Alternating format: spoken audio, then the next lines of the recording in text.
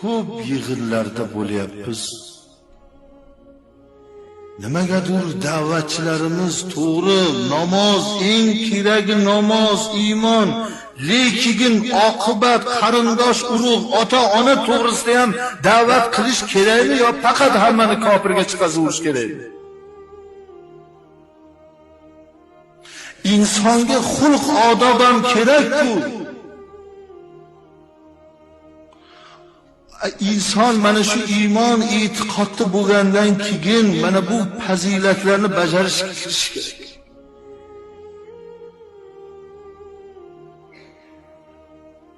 Faqat o'qib kelayotgan namozlarimizdan xato topib, faqat yo'llarimizni xatosini topib, faqat bir-birimizni ibodatimizga xalaqit berib yuraversak, bilasizmi, bir-birimizga yotsirab ketilyapti-da. Takabburlik, qandaydir har xil bir firqalar, aqiqalarga bormang. Imomlar bilan suhbatlashmang. Juma namozlariga bormang. To xalifa bo'lmagan. Hey birodar, shu do'st odam, shu buni kim bunday targ'ib chiqaryapti? Kim? Domlalar to'g'ri yo'lga solib qo'ymasin, ongini oshirib bularni shu buyoqqa olib ketdi deb ko'p odam, ko'p yoshlar adashib qolyapti. Xalifa bo'lmasa musulmonchilik bo'lmasin. Alloh bor, al-hayyul qayyum. Biz insonga sig'inmaydi islom dinida.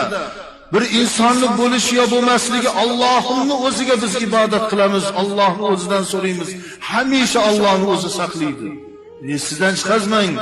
Payg'ambarimiz dunyodan o'tgan kunlari Hazrati Umar ham nima qilishini bilmay qilich ko'tarib yurgan u yoqdan bu yoqqa, shunda Hazrati Abu Bakr ey Umar, Allohum al-hayyul qayyum.